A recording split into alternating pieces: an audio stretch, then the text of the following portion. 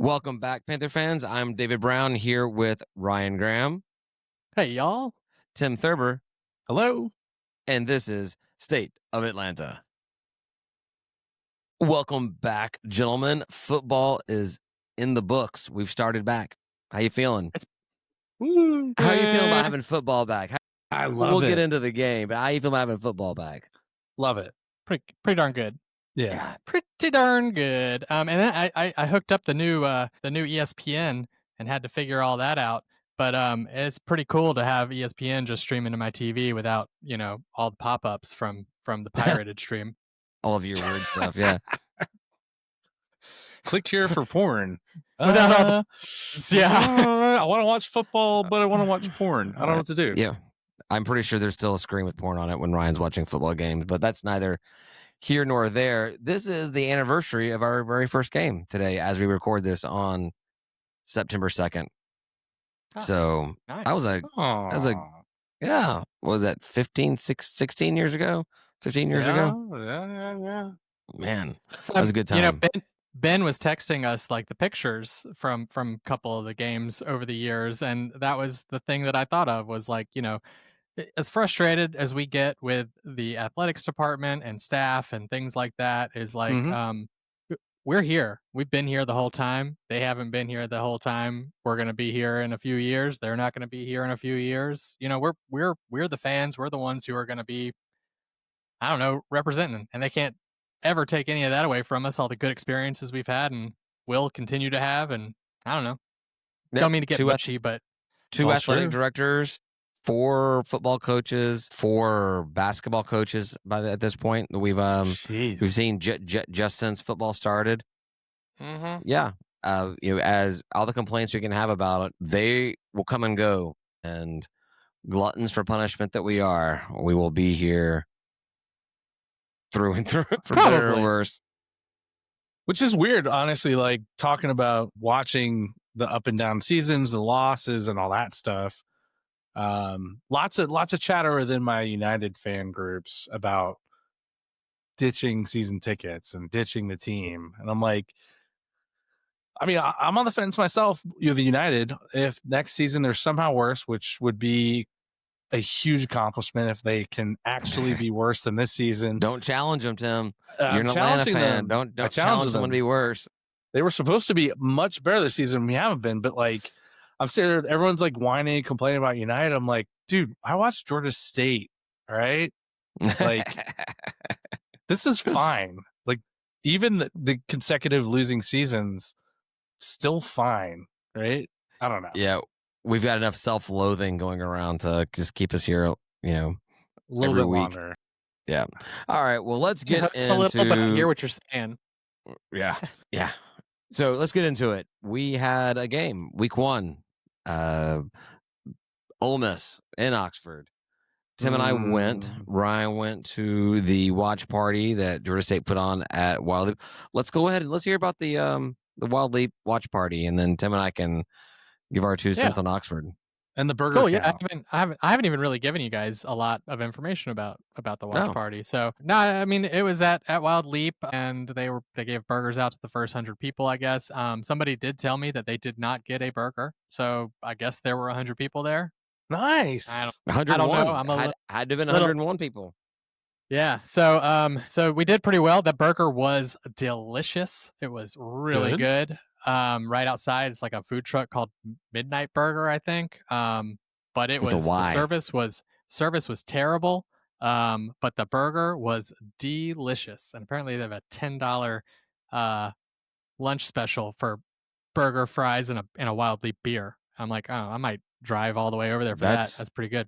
Yeah, that may be that's better than our taco days, man. That's solid. Yeah.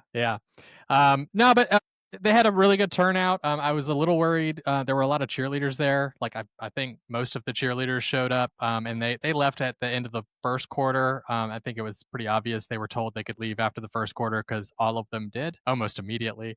It's a lot of the usual suspects, though. Like got to reconnect with a lot of good folks. And the space was that speakeasy area in the back that was like upstairs or whatever. So Nice. it was That's good nice and space. private, and yeah, Yeah. exactly. Beer was good. I would say though that it being a late game, even folks in athletics, expressed a little frustration at that because it was like, we're going to begin at 8 o'clock, and I brought my kid. My kid's bedtime is 8 o'clock, and so you get a little of that. And I will say, like, at halftime, most people left, and because I looked around and didn't recognize anybody, I was like, I'm gonna leave too. I could sit on my couch and drink my beer. All right, I'll do that. So I headed out right after halftime, and then yeah. So, but it was a good time.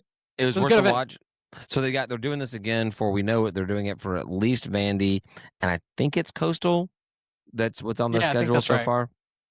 So That's right. it definitely worth, for those not making it to Nashville or to Conway. You'd say it's a good place to check out the game. You give it. Oh, definitely. I mean, food, Yeah. drinks, good. Lots of good folks around. If you like going to hang out at the tailgate, if you like going and hanging out with people at the game, you may as well come to the watch party, right? Yeah. Exactly. And they have more than Exactly. just beer too. So you can have slushies, and they have their own spirits. So like you can Oh, that's get true. Yeah. regular cocktails. Yeah, Denver got something called Wild Times, and she took one swig and was like, "This is effing delicious. This is Green like super alcohol. good." So it was no, it was like lemonade and thyme and their vodka, because they distill vodka there. Mhm. So yeah, but it was good. Nice. Well, I look forward to the Coastal game there because I will be at the Vandy game. So Nice. we Excellent. wish they could have let the football team borrow some of the cheerleaders to be at Ole Miss. Yeah, Maybe like 4, 5. there were I don't know. cheerleaders there at the game. No, At the game. 0. Oh, okay, yeah. That's why I was like, that would be a little weird, because I feel like, again, all of them were wild. probably were. I didn't see anybody from athletics there, like in the stands or on the sides or anything. I know Blake Anybody was that wasn't there. a coach. Blake Yeah, was there. Yeah. Saw him. Okay. Well, Charlie, I'm assuming, was there. Yeah, Cobb was not at the watch party. Eli Okay. was not at the watch party. Blake was not at the watch party. So I was assuming they were all at the game Hopefully. Gotcha. somewhere, floating around. Maybe they were making some money, making some connections, making some Yeah. money. Oxford itself was pretty cool. I had a good time. It was about what you expected out of college. I've been there before for a basketball game, but there was during Thanksgiving or something like that. So like there's nobody on campus. It was definitely much more bustling and everything. But I posted this in our group chat. I got to my Super 8 hotel there in Oxford, and I walk in. I'm there with my brother-in-law. And, we're just shooting the shit because we had to wait. We got there a little early and I asked for early check-in. They said give us 45 minutes. So we go out in the parking lot and we start pounding beer for 45 minutes. And so by the time we make it into the room, we're full on BS mode, talking shit to each other. We walk in and we continue our BSing, and I get there and I'm like, stop mid-sentence. I'm like, does it smell in here? He's like, it smells like shit in here. I'm like, all right, whatever. That's just Oxford, Mississippi. What do you expect? But then looked into the fridge, and that room that wasn't ready 45 minutes ago had a Ziploc bag full of fish fillets dated April 25 in there. And we're like, was the fridge cold? Lukewarm. Luke cold. It looked cool. And so they missed things in the cleanup maybe a few times. But do people want to like really smell that every time they go in this room? Well, the weird thing about it was, so we tossed the bag and we leave. I don't give a shit. It was a cheap room, whatever. Super 8 was what he expected. I mean, I literally thought like this is exactly what you expect going into a hotel room, especially a Super 8 in Oxford, Mississippi. But we leave, we go to the parking lot, we go to call our Uber, or sorry, back to the lobby, and we're calling our Uber, and this guy is like complaining to the check-in staff about his room smelling, and we kind of under our breath chuckled to each other. You check the fridge? Anyhow, I'll talk to him outside later on, and hey, we had fish in our room. Maybe that's why yours smells. I'm not staying here. And he was uppity, but that was my welcome to Oxford. And then I met up with Tim at a bar that has absurd cover charges at night. Supposedly, yeah. I mean, they told us we got there on Friday, and we went to the same bar, the library actually. And they're like, "Hey, do you want to buy a ticket for later?" And we said, "Well, what for?" They're like, "So you can get in later." I'm like, "No, I don't think we have dinner plans. Like, we might come back." He's like, "Oh, you're gonna need a ticket." and you buy a card. This is the cheapest it's going to be. It's $20 right now. And it was 20 when you got there. I got there after you, and it was 40. The card was 20, so you could pre-buy access to get in for $20. And I would have instantly thought that was sus and that they were scamming me. Like, because like, who does that? What is that? That's a bar. Like, what are we doing here? It's a sports bar club thing. It's got. They showed it on the TV on the national stream or whatever. Nice. Yeah, they were talking about it because at the network apparently it's just a bunch of homers, just like ESPN Plus. So like, it really was just a bunch of Ole Miss fans doing the announcements. Nice. Right. Announcers. So basically, the cover can get upwards to like $80, up to $100. They told us it has gone to $100. It's also freaking ginormous. So when we got there on Friday, we thought it was just this front area, and we saw some steps going upstairs, but there's like a DJ booth up there, and so we thought, oh, that's just the DJ booth. But then on Saturday when we got there, I started exploring a little bit, places where it said don't go here, so I went, and I opened this one door, and it's just gigantic, huge area, huge, like probably dance floor, bars lining the walls, bar stools everywhere. I'm like, this place is effing huge. Yeah, and then this stage, and then there's a club upstairs. I didn't see the club. Yeah, so there's like a secret club upstairs where it has like a logo on the door. I'm like, okay, this place is ginormous, and it charges $80. Wow, the prices. I was like, on one hand, like that's absurd. I would never pay that price to get in, just to get inside of a bar. But then I was thinking on the other side, if you did do that, at least you're around people that like have, I guess, mommy and daddy money to spend, and it's not going to be a bunch of like just deadbeat Oxford, Mississippi locals. Poor people. Exactly, the poors. Exactly. Yeah. Granted, hang out with the poor. I can't. I did end up talking to some students that were at the bar after Tim, after you guys left to hit the hotel before the tailgate, and the girl paid $500 to get an unlimited pass. So she paid $500, and for her entire college career, she could get in there whenever she wants, whenever she wanted to. So they did have some other options. That might be worth it. Oh, it wasn't like for drinks or anything. Oh no, this is just cover charge, right? Just the cover charge. That's crazy. In a college town too. Like when I was in college, I was looking for those PBR specials. I mean, I like PBR, but like I look for PBR specials now. But I mean, that's where I got my taste of it, because I'm like, $2 PBRs is like that's a spot I'll go back to. You know what I mean? Because I'm not trying to pay a bunch of money. I remember going to 80s night and being like stressed if I didn't know the password that night, because password got me in for free, Yep. Yeah, it was ridiculous. But drinks were reasonable, right? I mean, they weren't crazy. The food was prices. Cheap. Drink prices were fine. Yeah, now, that was no problem at all. It's not 5-star food, but it's college food at a college sports bar. I did get the chicken on the stick at the Chevron that Zach told us about, and it's all that they said. It was not what I expected. My brother-in-law did drop a bottle of beer in the gas station, so I had to pay for another one. But it was that chicken on a stick, that fried chicken. It was basically like, it's not what I expected. I expected like a skewer with a bunch of like just pieces of chicken on it. No, it was like an entire just stick of chicken battered and fried, and it was awesome. And then I got a little. It wasn't like a tendy, just like folded over. Like that's what I kind of pictured was like a tendy. No, and the stick wasn't even visible. The stick was through it, but it wasn't visible. It's like they shoved a bunch of pieces of chicken on the stick and then just battered the entire thing and then fried it. So it was just a stick of chicken. There was nothing to hold on to until you pulled off some chicken and ate the chicken off of it, whatever. But man, it was tender, juicy, delicious, tasty. It was awesome. Yeah. Devoured those things before hopping in one of those like little rickshaws or whatever they have. Well, you got one of those to get you over there? Yeah. Nice. And I apparently really liked the dude a lot, because I checked my Venmo statement later on because he had a QR code. I paid him $50, and it seems like that was excessive. I won't pay $80 to get inside of a bar, but I'll pay a guy $50 to pedal me 100 feet or something.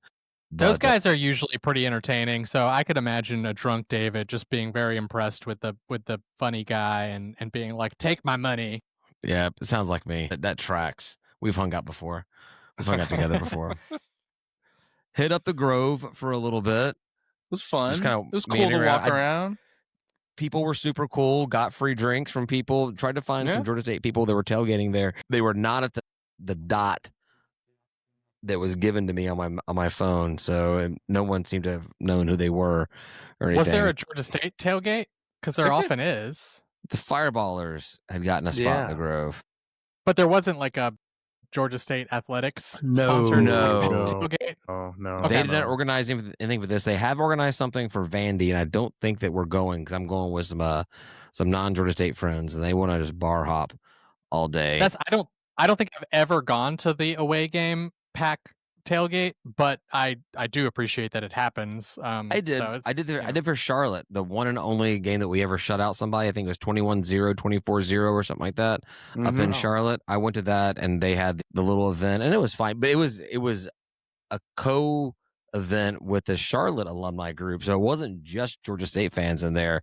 It was both Georgia State and Charlotte. It's a little weird. So weird. So there was like 40 people total between the two schools because the fan bases are pretty tiny. But I know that they got a Vandy one going on. I think you get a couple drink tickets or whatever. We'll probably just bar hop around Nashville because that's a lot of fun around Vandy. Yeah. And then, Tim, anything to add about the Grove or tailgating or anything? No, I mean, the Grove's pretty cool. I didn't see as many elaborate tailgate setups as I thought I would. Or, like, when you go watch ESPN, you see them camera through the Grove. They must know, like, exactly where to go to find, like, the most elaborate Ole Miss tailgates. And maybe it was just because of the first game and it was us. There are a lot of people there, lots of people tailgating, people all over the place. Saw some chandeliers, saw some setups, but nothing that was, like, over the top that you see on the, like, ESPN game day. Not to give Georgia any credit, but that's my only really other experience as far as SEC tailgating on a game day. And the Grove was a very centralized spot that looked like any space you see tailgating at Athens. A bunch of tents, just all side by side. Yeah, super compact. But but that's what it's like every time I've tailgated in Athens. It's been the same thing, but it's been in a different place. So, but it's all over Athens. It was just packed in. It was packed in, but it was cool. It was fun. And again, can't say enough about how nice everybody was, from the bars and restaurants to Chevrons to the Grove tailgating. Everyone was awesome. Unlike Auburn, who were a bunch of stick in the muds and didn't want to give out beer or anything. Maybe they knew why. Maybe they knew why. Maybe they knew it was going to be super close and controversial. I don't know. I will say I've never seen so many trash cans. I don't know if you paid attention, but the red and blue trash cans were everywhere in the Grove. That's great. Which is very smart because guess what? Drunk people make lots of trash. That's right. We do. That they do. It's key. So yeah, it was fun. I enjoyed tailgating, walking around the Grove, meeting up with some Georgia State fans. Obviously, David, you met up with us as well at some point. Really hospitable Ole Miss fans giving away food, being like, we don't want to throw it away. And I'm like, you sound like we do at our tailgate, right?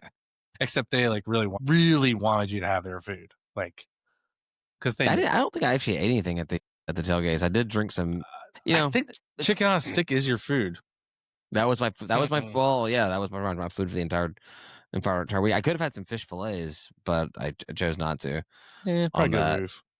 Probably a good choice, yeah. So then there's the pregame that we were not there for. The players warming up, and we had a Georgia State cornerback, got the school the national attention you don't want to get. All press is good press. Nah. That's in marketing. That's not. No. They did talk about that on the feed too. They showed the clip during the game. It was once it was kind of garbage time in the second half. That's when they kind of showed it. They need some content. Who wants to talk about what happened? Who wants to say what happened? I don't know what happened. I know that somebody snatched somebody's chain, but something happened before that. Right. Yeah, but do we know what happened before?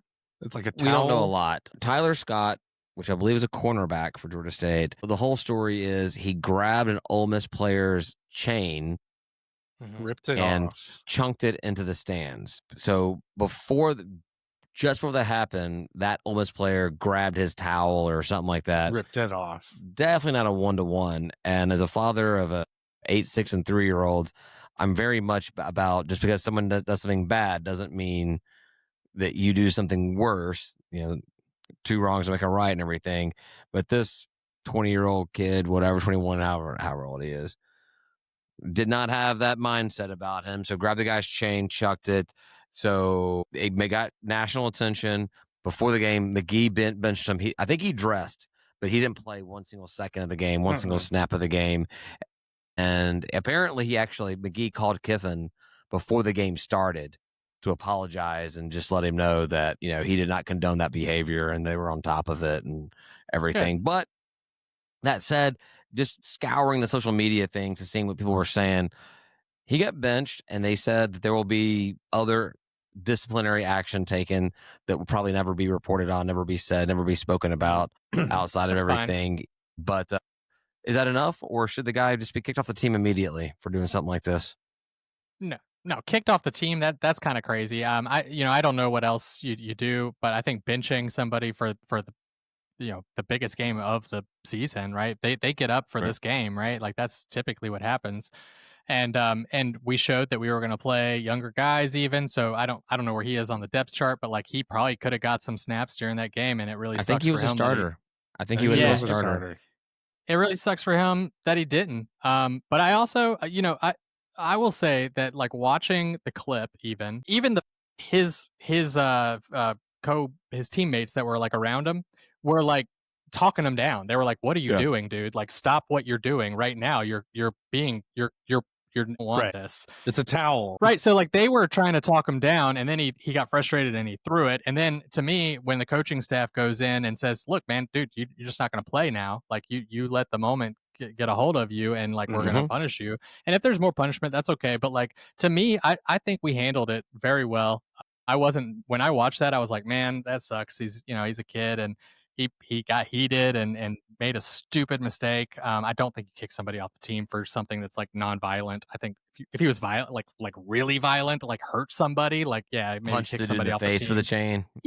Yeah, exactly. But he took his chain, he threw it. I bet the guy got his chain back. Maybe. Oh, there were social media people saying like he's gonna be charged with theft or burglary or whatever. Maybe he's got to pay for it. That's okay too. I believe in that. If he didn't get it back or he's got to repair it, you pay repairs and then the cost of the time that it takes to do that too. That's cool. Whatever, man. You committed a crime.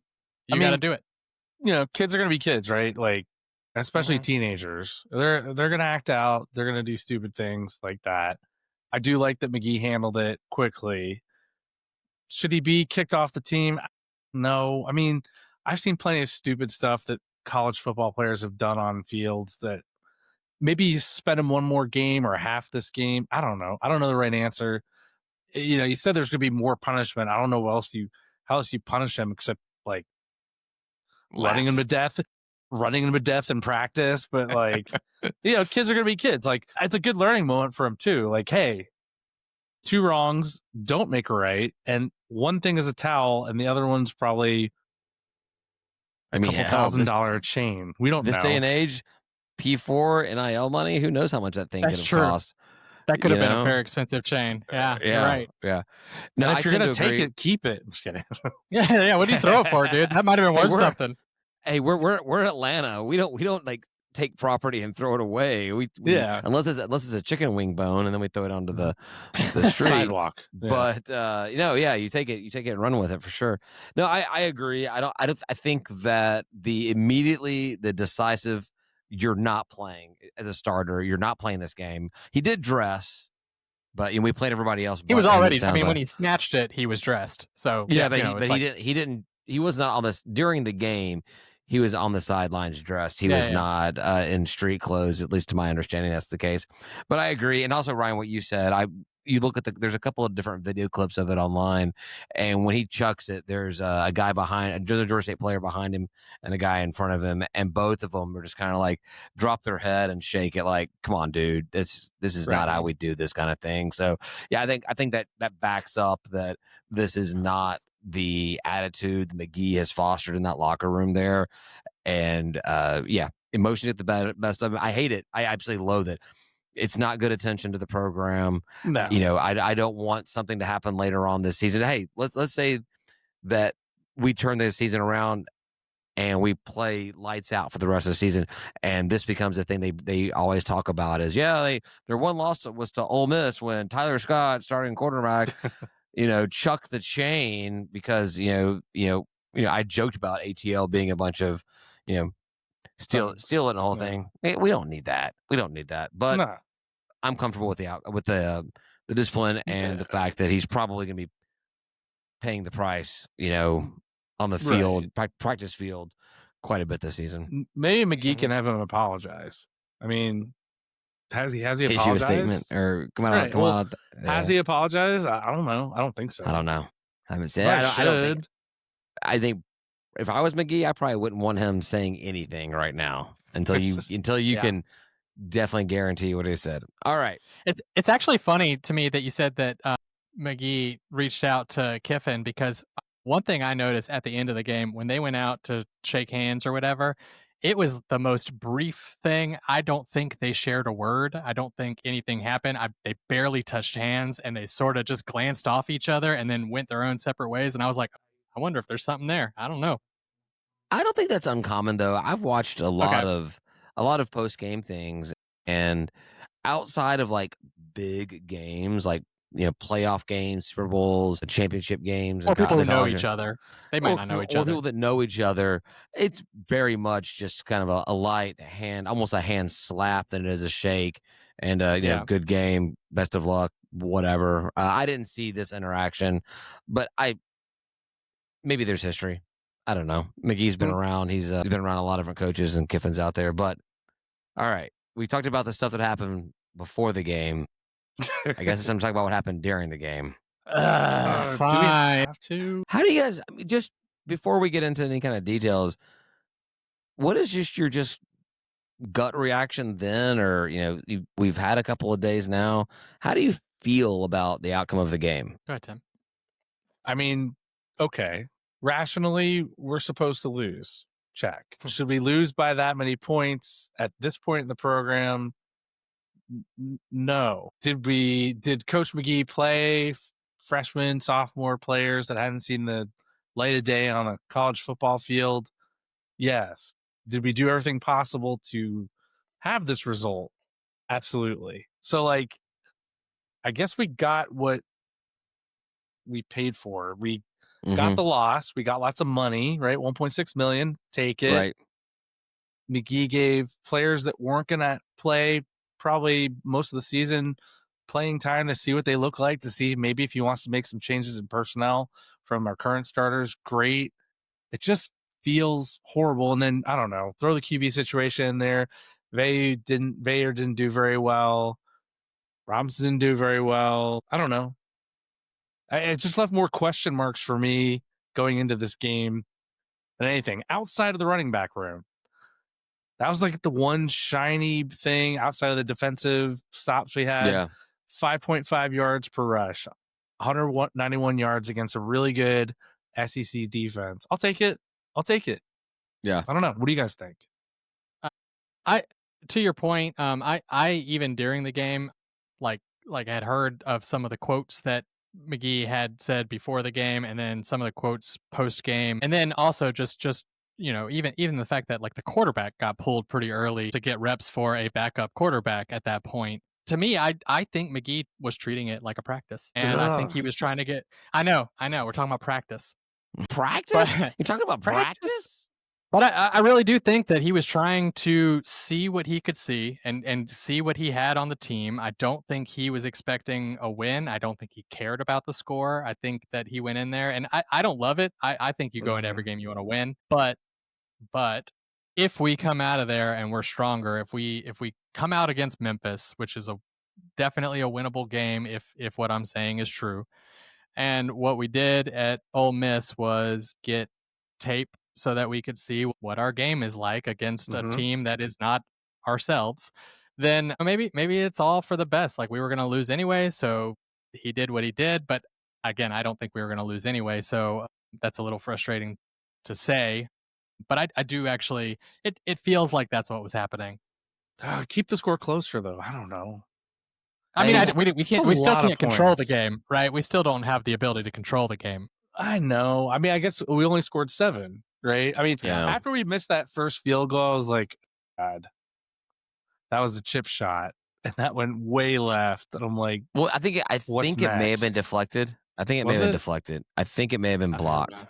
I don't I know. think so. I think the official scorebook said it was blocked. Blocked. I could be Okay. wrong on that.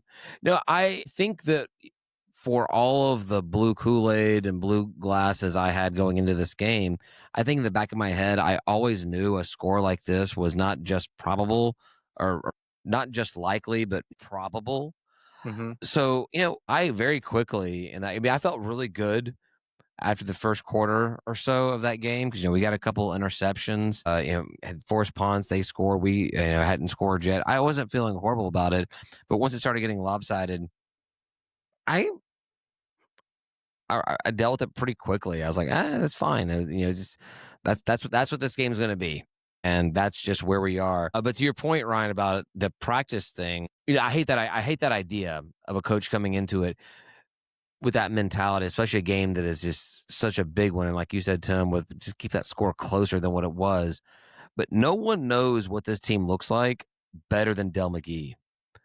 Yeah. And, if we, think as highly as him as we have when he got hired and he Mhm. came in here, maybe this was the best way of doing it. Maybe getting those guys in there and getting all these backup players, second and third string guys in there, was a chance for them to see the speed and the fast pacedness of the game compared to the high school level for the very, very fresh new guys or some guys that haven't played against this caliber of SEC P4 team.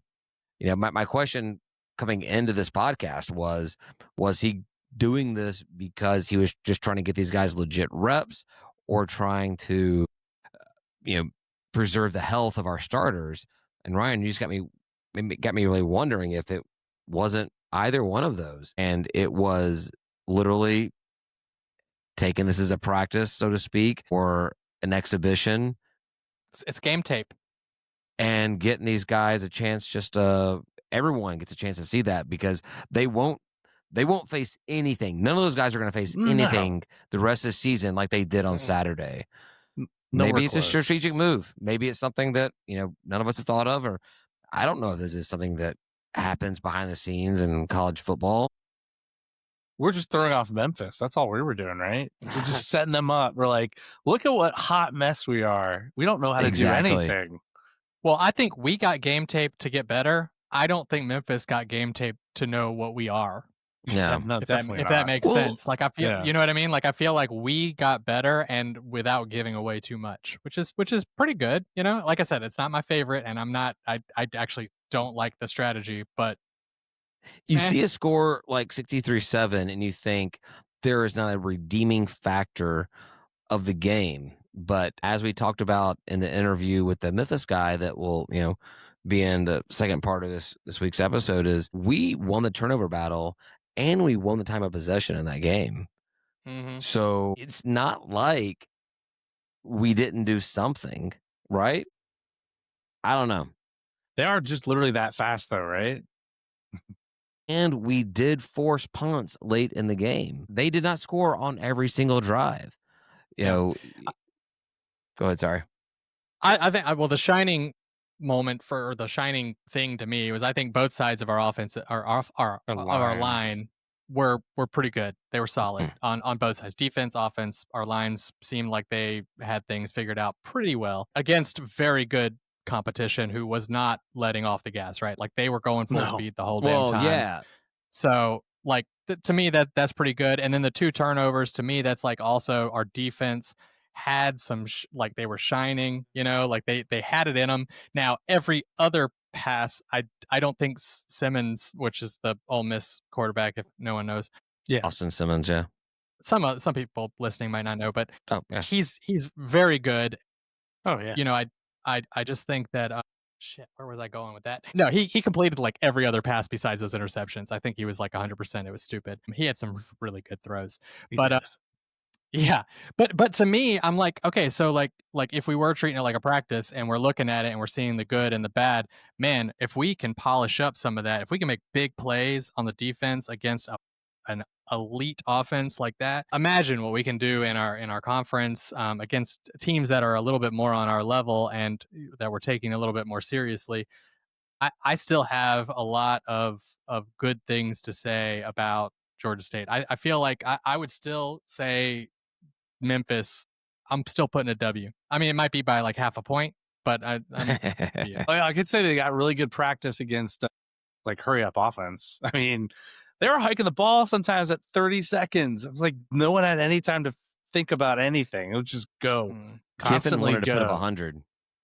Well, he didn't. And let's be real here. They were practicing too, right? They were out there saying, "Look, we need to figure out maybe hurry up offense is something that he thought was a weakness for them," and he was like, "Let's get some reps."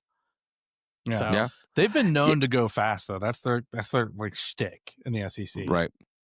Just catch people off guard.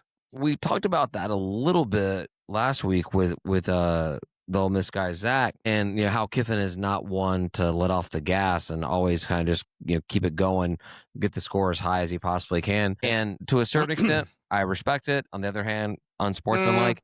Do you think though that when it became pretty obvious that McGee was throwing the white flag to take Brady's term and his write up about the whole thing, that Kiffin still put that gas on? He was still like, having these plays called that was trying to run up the score as much as possible. Hell, even going for a 2-point conversion early on, That's his thing though. It's his thing. Like, I get it. The respectable thing to do is to dial it down. Like Kirby Smart against Marshall, they got up in the 30s. The gas pedal went completely off. They're like, just relax. We got this. And Marshall did nothing after that point. Ole Miss, I mean, Kiffin's known to do this. He doesn't care. It doesn't matter. He wants to look as good as possible. Ole Miss knows that they have to look as good as possible to get in the playoffs. I mean, obviously wins do it, but style can help their case if they're that fringe team. And they show, week 1, they obliterated Georgia State 63-7 versus this other team that's on the cusp of the playoffs. They struggled with FCS insert name here, right? Yep. Yeah. So I'm okay with it. I'm not mad at it. Like I said it last week too. Like better teams have lost against worse teams by taking their foot off the pedal. So like I get it as a coach. If you want to like put your foot on the pedal and be like, look, we're gonna just do it. We're gonna play the game through. We're gonna finish the drill, so to speak. Then like I got no qualms with that as long as to me it was like that Franklin icing the kicker to stop us from 3 points. I'm like, guy, dude, what's wrong with you? That's being a dick. That's rude. That guy's a dick. Yeah. But like just like we're throwing it well. They're catching the ball every time we throw it. Why would we stop throwing the ball? Like I get that. Yeah. I totally understand that. Yeah, so we had a comment from Leon, treated like it was an NFL preseason game, and except for the attendance. Well, the coaches were treating it like a. No, I think that's a that's kind of a better way of even describing it than a practice. It was seeing what works and what doesn't work and kind of getting all the players reps. I think that's a good way of Can we talk about describing it? Can we talk about the elephant in the room? Quarterback play. I mean, Vayer came in, did not hold much of anything. Then he pulls him, puts Brown in, and he does a little bit of thing, but not much. He pulled Vayer after the interception. I know. And never gave him a chance. Never gave him a chance. What are you talking about? Sorry. Never gave him a chance to like redeem himself after that. It was he pulled him out and put Cam Brown in, which, by the way, I love that name. Cam Brown sounds pretty badass. Okay. Sounds like a pretty solid, upright dude to me. But just never gave him a chance to kind of. That's what they do with especially skill players like quarterbacks. Is you want to give them every chance they possibly have to get confident in the position, get confident in the role, and to pull them after a interception versus giving him a little bit more time or cooling off, come back out there. That's Look, It's a question mark. Bayer got a whole season last year, Mhm. and I think they gave him a shot at starter, and he didn't show him anything, and they said, you know what, we're gonna pull him. I don't think they have any confidence in our quarterback room right now, and that's why they are literally still accepting quarterbacks from the transfer portal. Okay, Right? Like, but Yeah. like back up then. Like, why didn't we get something in the portal better when it was open originally? well, you can only get what you can get. You know, maybe So maybe we tried. we couldn't I don't find know. anything. I mean, like freaking Memphis picked up Nevada's quarterback. What's his face? We're gonna play this weekend. Well, we picked up another quarterback that We wasn't did pick available one for up. play. We were but, surfing around, right? Yeah. Yeah, we we'll, got TJ Finley, right? and we'll talk more about Finley when we talk about the Memphis game because I think it's more applicable fair. there. Let's see. How do not see a 330-pound defensive lineman with that interception? Yeah, Because when you pass to them, it's you know. Maybe he did see him. That's all he saw. So he was just like, "Oh, I'm gonna throw it to him." Let me get rid of this. Yeah. Yeah. I mean, like, man. So Tim, being at the game, Yes. since we saw the game a half second faster than Ryan did, I'm going to go to you on this. Being at the game, Ole Miss got that first touchdown easy peasy after we punted on the first drive. Yeah. And then to get that interception the way we did, like, that was like, all right, cool. We may have given up an easy touchdown, but we're in this game. All right, cool. We do nothing with it with a missed field goal attempt. They get the ball back. They come down. And then we intercepted again. I was still feeling pretty good. Like, I wanted to get points on the board, but I'm like, all right, 2 out of the 3 drives they've had, or 2 out of the 4 drives they've had, we've intercepted them. I'm feeling pretty good at that point. Right. Until I wasn't, and we couldn't do anything. Well, they were about still it at all. completing like every other pass, right? Well, Like, yeah. literally, I'm pretty sure like it was crazy. He missed like 9 or 10 passes. That's it. Their quarterback. Like, Yeah. Yeah. And I'm sure it was in the second half. He's kind of like exactly. being a little lackadaisical about it. At that point, he had 2 misses and they were interceptions. You know what I mean? It was like the hell, dude. Like, what are you doing? They were still completions. Yeah, just I the don't wrong know, team. How do those go in the stat line? Do those go as incompletes, or do they not even show up in that? It's an attempt. Yeah. It's got to be an attempt So- with that. Yeah, it just is Probably a miss. Yeah. well, because like the actual stats are attempts and completions, not that the two are necessarily connected. I don't know. Right. But if you back up to what you were saying, David, and we intercept the ball and we score, it's 7-7. Mm-hmm. We intercept it again, you score again, it's 14-7. And now Ole Miss looks like, oh shit, these guys can play. Eerily familiar to what the first half looked like against Tech last year, where on the other side we were making it into the red zone and not able to capitalize. But yeah, had we capitalized on those 2 interceptions, even just field goals, it kind of just sets a different pace of the game. It seems like our back got broken at that interception. Well, we could have broken their back with those back-to-back interceptions. So, and then then you start pulling guys. The guys that got the interceptions are the ones that are going to be on the field anymore. I don't know if that's true. Well, I mean, and Vayer was better last year versus Tech. Now, granted, Tech's defense was not anywhere near as good, right? Right. But he looked much calmer in the Tech game and more accurate-ish. I mean, he definitely was more accurate in that game. I don't know. Did we pull? Do you guys think we pulled him too fast? Do you give him a little bit more leash? Because I thought it was too soon. Absolutely. I don't know what else we have. So I'm like, maybe you can't bench him because the next up is just literally not even as good as that. So No, put in the punter. Oh boy, Tim, you're fired. I 100% think that at the point that he pulled Vayer, he should have kept him for the entire game.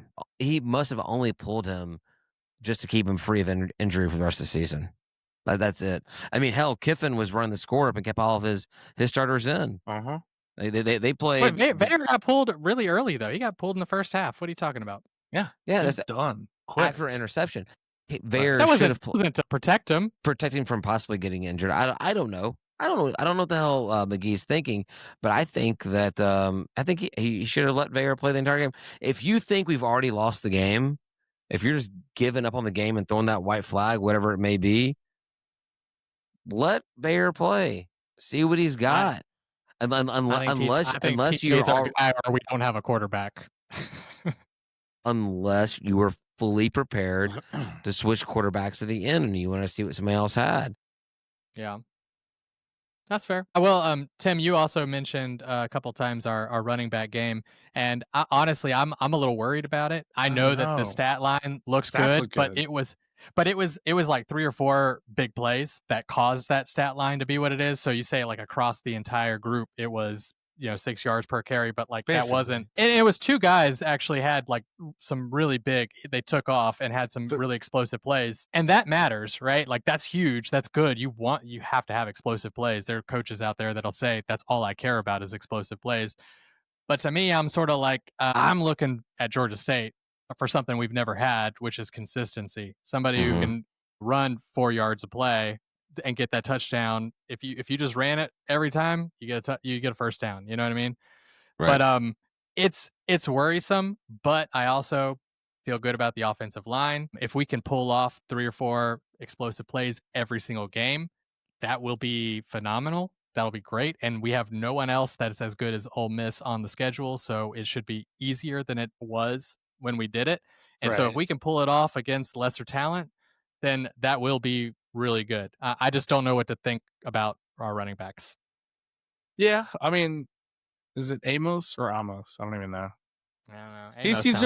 He seems to remain back. I mean, if you take his long out at 29, it comes out to 4.5 yards a carry. Pretty good. I'll take it. That's not bad. I mean, yeah, if you take out the 49-yard run of Peyton, obviously, and the 29-yard run, that pulls that 5.5 average down quite a bit. But I guess our lead back seems to be doing okay. If he did okay against Ole Miss, I'm hoping that translates into Memphis.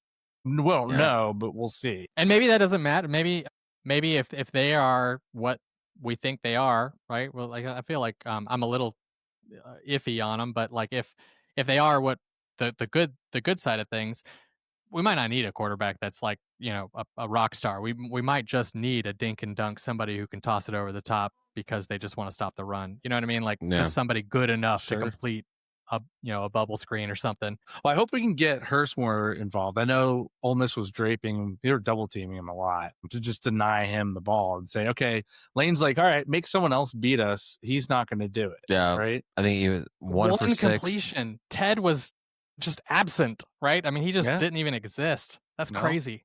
1 for 6, and there's another one he probably would have had, but there was like he stumbled or something, which is he did. Yeah. Not excusable. All right. Let's final statements on Ole Miss game, and this put a knife in it or fork in it, whatever the saying is, and we'll move on from this week. You guys got anything else you want to say about this game? I still feel good about the season. Like I feel like that lopsided score like probably should have me bad. I try not to be a homer, but like I still have a lot of faith in Coach McGee. I think he's doing what's best, and even if I disagree with even some of the stuff, I'm like, well, he's got a plan and he's executing it, and I feel like he's got a handle on it. Yeah. I mean, the only thing I would say about this game, and pretty much every year we play these games, there's a group of our fan base that wants us to compete like we're in the SEC, and we're not in the SEC. We're not even in the American. We're in the Sun Belt. So while we all want Georgia State to compete and win these games, it is extremely hard for any team in the Sun Belt to come into a P5 stadium or P4 stadium and win. And none of the other teams this week in the Sun Belt did anything close to that. Some teams got throttled by a P4-ish team. We won't name them. So being realistic about it's a money game. You're getting paid $1.6 million to come in, get skull drug, and walk out. That's it. Yep, I agree. I don't think Move this on. game is onward. There were no injuries, right? Like no, we got out of there pretty. Yeah. It was pretty safe. I don't think this game is indicative on how the season's going to go. I think that we still have no idea what this team is. We went into this game having no idea what our team is going to be. We're going to come out of this game having no idea what our team's going to be. So yeah, I think this is an easy one to brush off and say we'll get a better idea about what our team looks like after playing Memphis, and most certainly after playing Murray State in 2 weeks. And I think going into Vandy in week 4, we'll have a much better idea about what kind of team we can expect to see. Hopefully that's a team that we now think that literally can compete and beat this Vandy team 2 years in a row. Or maybe we're like, all right, this may be one that we take another knock and we just enjoy the bye week and get off to our conference play, enjoy the out of conference. So, all right. That was our game last week. They actually let the Sun Belt play an entire slate of games as well. Full 14 games. Yeah. What? Well, sorry. All other Sun Belt teams were invited to play games. Not actually all of them showed up. So there was only, we'll go through this quickly because I know nobody that's a Georgia State fan gives 2 shits about Sun Belt teams. I don't, but I think it's worth talking about for just a little bit. There were only 2 teams in the Sun Belt that beat FBS opponents. Oof. But every Sun Belt team that played an FCS opponent won. And then we had some FBS losses there. I think the first question, and this got heated on the Sun Belt message board, is App State beat Charlotte 34-11. Yeah. And Texas State beat Eastern Michigan, I think is who it was, EMU, right? Yeah, I can't remember.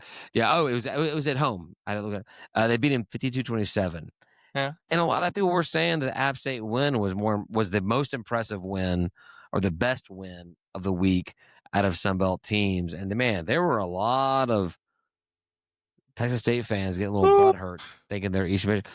I agree. I think App State beating Charlotte is better than Texas State beating Eastern Michigan. I mean, if Charlotte was in Conference USA still, it would be the Eastern Michigan win. Texas State went over Eastern Michigan. But now that Charlotte's in the big, bad American, App State beating them is more impressive than Texas State throttling an Eastern Michigan team at home. Right. Also, Texas State's like heading out. So who cares? Also, yeah, we shouldn't even talk about Texas State, David. That's a Pac-12 win. Well, it's not my fault with which 2 teams actually beat an FBS opponent.